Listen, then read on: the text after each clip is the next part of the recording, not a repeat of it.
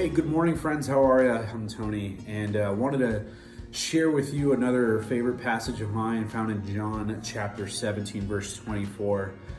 Just a couple of hours before the prison guards got Jesus Christ, and this is where we left off on our passage. So John 17:24 says this: Father, I desire that they also, whom you have given me, may be with me where I am, to see my glory that you have given me before you loved me before the foundation of the world. I'm going to read it one more time. Father, I desire that they also, whom you have given me, may be with me where I am, to see my glory that you have given me because you loved me before the foundation of the world.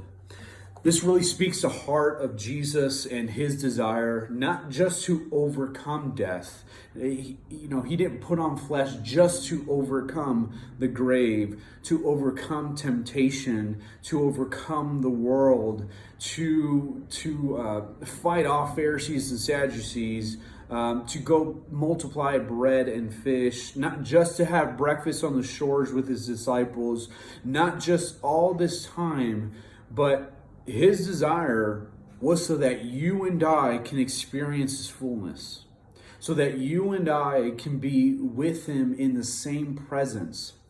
You see, for us, during this week, we see the victory in the overcoming of the grave. But in this passage, it's talking about Jesus' victory is so that we can experience and bridge the gap that was once broken in Genesis 3, right? Jesus' victory is so that we as humanity are restored back in an orderly fashion, all because of what Christ did on the cross and rose again on the third day.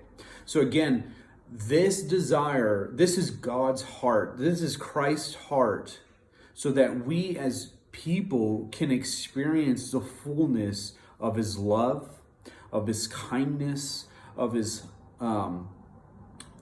personhood, for us to experience that. And so I really wanted to let you know that in this passage, Jesus is specifically talking about experiencing his desire, and that is community with him once we are away from this world, once we pass over and we go on to heaven.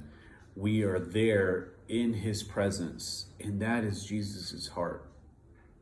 Now, it doesn't just end there, though. The passage also, in Scripture, it does mention that Christ is at the right hand of the Father, but he's not just sitting there. He's not just sipping coffee. He is also interceding on our behalf, so that his desire is being fulfilled on a daily basis.